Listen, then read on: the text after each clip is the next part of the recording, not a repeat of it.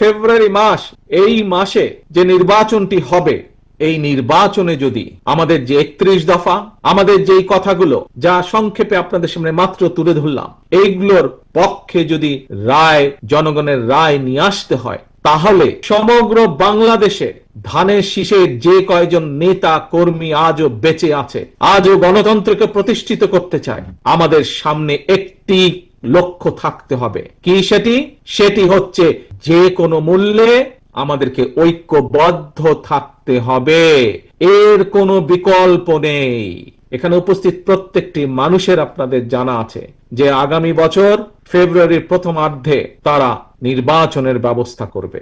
প্রিয় সহকর্মীবৃন্দরা, একটু আগে আমি একটি কথা বলেছিলাম, এই কাউন্সিলে আজকে 2 পদে 6 জন প্রার্থী আছে। আপনারা হয়তো বিভিন্ন জনকে আপনারা মতামত দিবেন আপনাদের বিবেচনা অনুযায়ী, কিন্তু দেখুন প্রত্যেকটা মানুষ ঐক্যবদ্ধভাবে, সুন্দরভাবে, ডিসিপ্লিন ভাবে আজ বসে আছেন।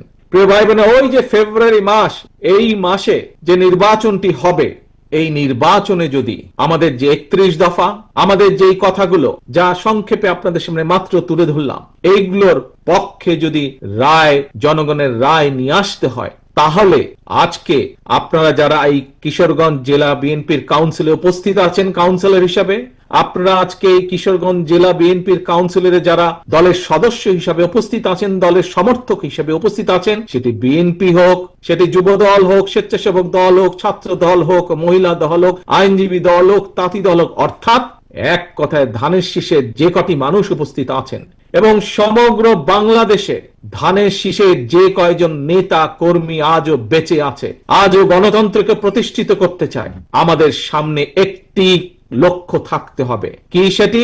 সেটি হচ্ছে যে কোনো মূল্যে আমাদেরকে ঐক্যবদ্ধ থাকতে হবে, এর কোনো বিকল্প নেই। আমাদেরকে থাকতে হবে ঐক্যবদ্ধ।